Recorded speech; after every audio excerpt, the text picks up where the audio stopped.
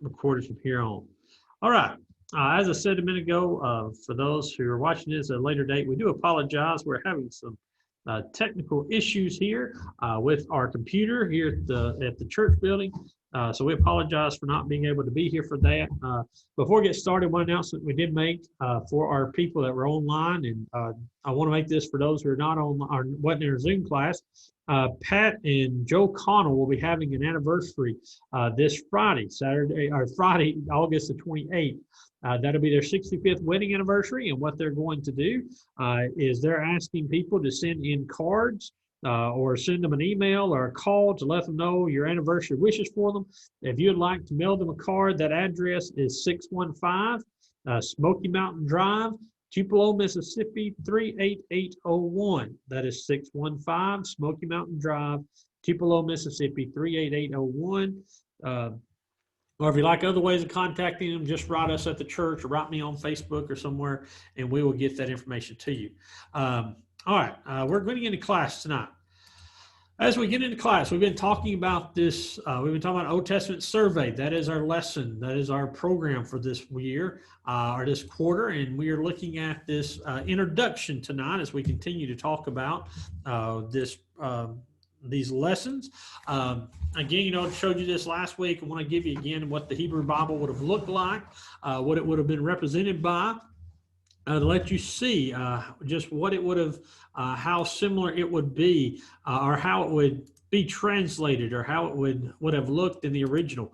And you'll notice again that it has the writing. The writing goes from the left to the right. Now, we talked last week about some things that are remembered about the scripture, about how they were recorded, and how that the Bible is scientifically accurate, how archaeology backs it up, how it is proven to be true. Today, we continue with that idea to look at something that's very interesting that most people don't know about, and that is the idea of transmission. Transmission is the way the law has been wrote, or the Old Testament has been written down, and how it's been recorded through the centuries. And this is important because this shows us with a care that was taken to make sure that the scripture were saved as they were originally written. You'll notice here some laws that are given in a few books to talk about some rules of transmitting the Old Testament text, how to copy it. Number one, a synagogue roll. This was a scroll that was used in a synagogue. Must be written on the skin of a clean animal. So they would write it on like a leather, and it would have to be a clean animal that was used to do this. It was also prepared for the particular use for a synagogue by a Jew. Jews had to be the ones that did this. Then it must be fastened together with strings taken from a clean animal. Again, the skin, the leather that was used would have been from a clean animal. And then every skin must contain a certain number of columns equal throughout the entire codex. So what this is it must contain a certain number of columns. And these columns were mapped out and very precise of how they would have wrote this.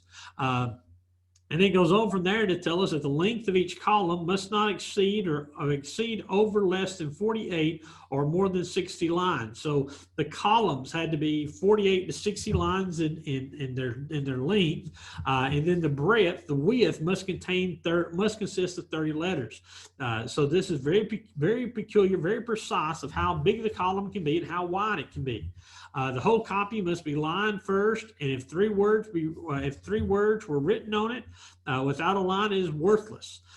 So they want this to be lined out. And again, this is very meticulous. This is before they start translating any kind of words. They want to make sure that they have all this down to a certain pattern, to a certain way, and a certain characteristic of it. Excuse me. The ink should be black, neither red, green, or any other color, and be prepared according to a definite recipe. So again, very precise, very particular about how this had to be and how every fact had to work together and how everything had to be as it wanted to be. And then an authentic copy must be the exemplar from which the transcriber ought not in the least deviate. Meaning that when they copied a scroll, they were one, sure that it was an original scroll, it was authentic, and two, when they transcribed it, they were very careful to copy it exact. they would copy it again verbatim. And what they would do, we'll continue to read this about what they would do. No word or letter, not even a yod. A yod is the smallest mark in the Hebrew language, almost like a dot in our eye. No yod must be written from memory, the scribe having not looked at the codex before him. Between every consonant, the space of a hair or thread must intervene. Between every parshish or section, the breadth of 9 consonants. Between every book, 3 lines, and the 5th book of Moses must terminate exactly with the line, but the rest need not do so. Now, what this is you see the precision of these copies. These were men who had a job. We read in the New Testament about scribes. This was their job. Their whole job was to sit and to copy these codexes. Now, that very first part is very interesting, is they should not copy anything out of memory. Nothing can be done from memory. They had to look at the copy and then copy it. They were not to try to remember anything because they didn't want any kind of man-made changes going in there. And then the 5th book of Moses, the last one, must terminate exactly with the line, meaning that column must be blocked. And the reason for that is because this is the Torah. We'll talk about what the Torah means in a minute. These are books of law. These are the books of Moses that are very key and very important for people to know. So they're very peculiar about this doing. And then it goes on. Besides this, the copyist must sit in full Jewish dress, wash his whole body, and not begin to write the name of God with a pen newly dipped in ink. And should a king address him while he is writing that name, he must take no notice of him. So notice, he has to be in his full Jewish array, the Jewish clothing, to when they would go into the temple. He would have washed his body. Again, this is a very unique circumstance in their world, where most common people only took a bath and washed their body maybe once a week or so. This was something that had to be done more than that. And then they were not to begin the name of God with a pen newly dipped in ink. And the reason for this is because a pen with a newly dipped in ink had the chance of smearing or of not writing or drawing precisely. So they had to be very peculiar with this. And again, they say that even if a king, and this is very unlikely this would happen, but the point is, the emphasis is that even if a king was to come into this place, if a king was to come in and try to take over or address this man who he should have dropped everything for king, he must take no notice of him if he's writing the name of God, and that name was Yahweh. And we'll talk about that later on. So what happens is when a manuscript, this is another quote about manuscripts, when your manuscript is copied, having copied with the exactitude prescribed by the Talmud, and that's what we just read from, and had been duly verified, it was accepted as authentic and regarded as being of equal value with any other copy. Now, here's what's interesting about the Old Testament. We don't have a New Testament. The New Testament, people would just copy this at home. Again, we can consider that. We would understand that. If we got a letter from Paul, sent to the church here at Fulton, I have a feeling the majority of our members will want to copy that letter to have an idea of what that letter said. The Old Testament was not that way. You only had certain men who could do it, and they had to follow this very pattern. And because they did it, every copy that followed was considered just as authentic as the original. Apologize. This was key because, again, if we were together, we could play as kids, we probably played the telephone game where you start on one side of a room and you make a statement and you let everybody go around the room and say what they whisper in the next person's ear, what they think you said. And then at the end, we ask, well, what was the original point, original saying? And we get some funny answers there. Well, that would happen in copying. And so the New Testament, we try to find the oldest manuscripts to find the best copies. The Old Law, we didn't have to do that because these manuscripts were copied with such precision. And only that, in the Old Testament, I don't know if I have it in my notes, in the Old Law, the scrolls, what would happen is that if a scroll got old and ragged and worn with use, then the members of the synagogue would take that scroll out and they would destroy it. They would burn it. Because to them, to not have a scroll or a manuscript that was in the best pristine shape was a disgrace to God. And that's very interesting in our mindset, Because some of us, we take to mind and we take honor in that idea of having an old, worn out, creased Bible. In the old law, that was a no-no. And again, that was because this was something that they had to read. It was the only copy of their law that they would have had. Now, the reason this is so important, we'll see in just a minute. Here's another quote about this. It says, thus far from regarding an older copy of the scriptures more valuable, the Jewish habit has been to refer the newer as being the most perfect and free from damage. So they would see the old and the new, as being on the same level. We go on from there to notice this, that based on all this, the absence of very old copies of the Hebrew Bible need not therefore either surprise or disquiet us. Therefore, because we don't have as many copies of the old law as we do the new, that shouldn't be a surprise because, as I said, they took very good care of theirs, and when the old one was wore out, they would destroy it. They would get rid of it and replace it with a new one. But they're very peculiar about this. Now, I want to show you a few places where they were peculiar about this and where this come into play. What you see before you is a mountain range in Judea called the Qumran Caves. This is where the Dead Sea Scrolls were found. If you know anything about the Dead Sea Scrolls, that's an amazing find that was found in the 1900s. The Qumran is an area northwest of the northwest shore of the Dead Sea. In 1947, the Dead Sea Scrolls were discovered by a young Bedouin shepherd in the cave in this region. What happens is, and I'll tell you this story real quick, there's a young shepherd boy who's got sheep in this area. Well, sheep like to go in these caves and hide. And so as a shepherd, when you were looking for your sheep, when you found a cave, you would have to try to find out if your sheep were there. And one of the ways they would do this is they would take a rock and they would throw it into the cave as far back as they could. And whenever that rock hit the wall or hit the ground, if the sheep were in there, that rock would scare them enough that they would run out, and you'd find out if your sheep were there. However, this day, this young Bedouin shepherd, and a Bedouin is a traveling shepherd, is here at this cave, and he throws a rock into this cave. And when he throws it into this cave, he hears something he wasn't expecting. What he hears is pottery shattering. He hears a pot breaking. And so he goes in to search this cave out. And when he goes into this cave, what he finds is that there's pots, these pottery pots, full of manuscripts. And there's all kinds of these caves that were eventually found. And so what he does is he takes this scroll and goes into town to a dealer and tries to sell these. And the dealer who sees it realizes what they are. And what they are is these are believed to have been or have believed to belong to the monastic community of the Essenes at Qumran. And these scrolls have helped scholars push back substantially the date of the earliest known Hebrew Old Testament manuscripts. What that means is that there were Essenes whose job was to copy the scriptures. What we know about the Essenes is they were attacked by the Romans right before the time of Christ, right before the turn of the millennia. And so what they did was they took their scrolls and they hid them. They hid them in these caves because they were afraid that the Romans would find them and burn their city down, burn their fortress down, and destroy all their scrolls. And so when we found this, when this was discovered, this was a huge thing for Bible scholars, because now Bible scholars, instead of the Jews destroying all their ancient manuscripts, here we have copies. And what's interesting is these copies date again to about the time of Christ.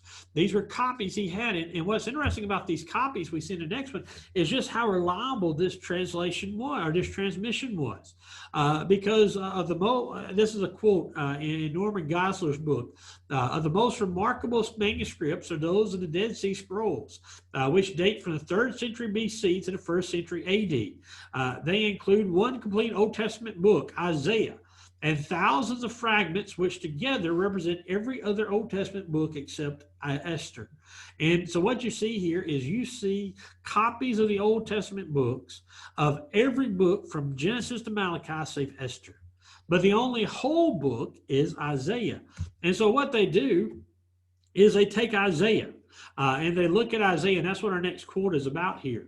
Though the two copies of Isaiah discovered in Qumran Cave 1 near the Dead Sea in 1947 were 1,000 years earlier than the older dated manuscript previously known, AD 980. Okay, here's what he's saying.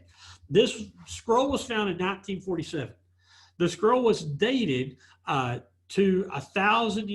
dated to the turn of the century, turn of millennium. The oldest manuscript we had before then was AD 980, 1,000 years between this Dead Sea Scroll and the oldest Isaiah manuscript we had. And so here's where this gets interesting.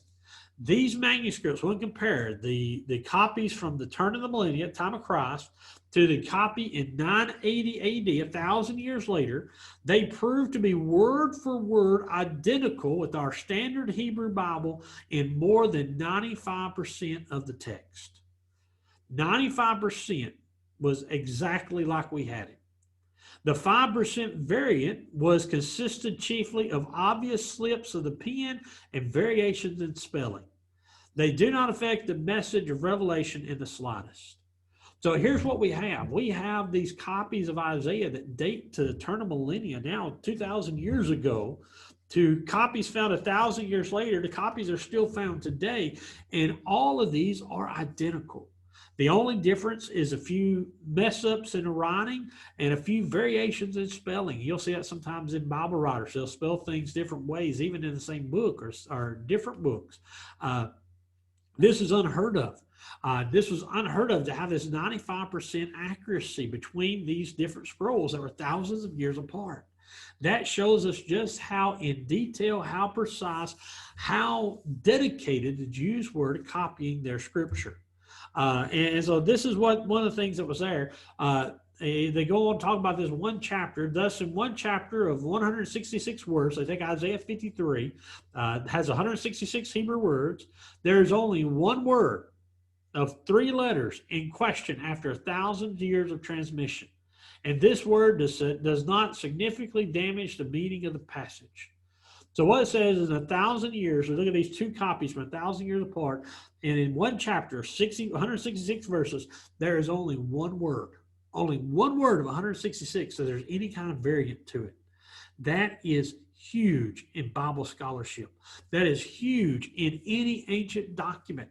That proves that the Bible we have was the Bible the Jews had, the very Bible Jesus had, which is when the time these scrolls would have been written. And therefore, we have this consistency we see here. We talked about this last week, that the Bible was written by over 40 different writers, the entire Bible, over 1,500 years in many different places by men who came from vastly different walks of life, occupation, and social statuses. And it has an amazing consistency in its message, theme, and has perfect agreement on controversial issues of the day. This shows the Bible is consistent. The Bible is consistent in what it says and what it does and in all that it happens. The next thing about this, about the Old Testament we're going to look at is the way the Old Testament is divided. We talked about this last week some with Christ when he spoke in Luke 24 about him coming back, and he revealed himself to be the Son of God to the disciples on the road before Luke's recording that Great Commission. He talked about the law, the prophets, and the writings, how they revealed him. Well, that's the way the Old Testament, that's the way the Jews divided up the old law. They had what's called the Tanakh. This stands for the Torah, which is the teaching or / the law, the Nevi'im, the prophecy, and the Ketuvim, the writings or poetry. And this is how they divide their Bible, the three major parts: the law, prophecy, and the Ketuvim. Now, what's interesting about this division is the Torah is the law or the teaching, and this refers to the first 5 books: Genesis, Exodus, Leviticus, Numbers, and Deuteronomy. Those first 5 books by Moses are called the Torah. They're called the law. They're the one on which all other things stand. Next is the Nevi'im, and the Nevi'im is the prophecy, and this goes beyond just what we call the minor prophets and major prophets. This covers every writer. They consider Joshua all the way to Esther as being prophecy. They consider these being books of prophets these being books about prophets from prophets that had recorded the history as God would have it to be. So This was the second way they divided up their Bible. And then the last one was the Ketuvim. This is the writings or poetry. This would be what we call the writings today, the books from Job to the Song of Solomon. And so they divide their Bible up in three parts. Now, we divide the Bible up into a few different parts. We divide it into four top parts. Number one, we have again the law or the Torah. That is the first 5 books of the Old Law written by Moses, sometimes called the Pentateuch. The word Pentateuch means fivefold vessel. This refers to the idea of a fivefold. That's why it's called the Penta, like Pentagon. That five-sided building. The Pentateuch is the 5 books of Moses. This contains history and law instruction. They give the history and law of the Jews. The second part, as we call it, is the history. This gives the books that are given throughout the Old Testament, specifically Joshua to Esther. The history of the people gives records of family, empire, nations, wars, rise and fall of nations, travels, etc. This would be the history part. Then we have the prophecy. These are the words of the prophets about future warnings, promises, reminders, confrontations, etc. These are words words from prophets speaking from the mouth of God, speaking to the people, that they would have this information. And finally, we have the poetry of the writings. And these are poetry, songs, love letters, wisdom literature, the Proverbs, wise sayings, etc., prayers, all those different things. And so these are different ways we divide up the Old Law. Again, we talk about the law, we talk about history, we talk about the writings, and then we talk about the prophets. Let me skip past this one for now. Oh, this doesn't have everything. So we're going to see the purpose of this class is overview the Old Testament. We're going to look at it somewhat chronologically, but I've changed my mind since we wrote this. It's broken down these other sources, other areas. This will include eyewitnesses, and also told the sources for these were what sources are what people saw, and also what God told them to write down. The Old Testament is important for the Christian and the New Testament reader because they show us God's plan. They show us how God works and how God behaves. And the Old Testament is reliable and trustworthy because it was scientifically proven, prophetically proven. It has a transmission method that is second to none, and it has consistency. It stands on its own bearing. So that's the idea of these. Give me just one second. I thought I had a few more slides in here. Let me see if I can find this other slideshow real quick that has those. If not, we may just put it off to next week.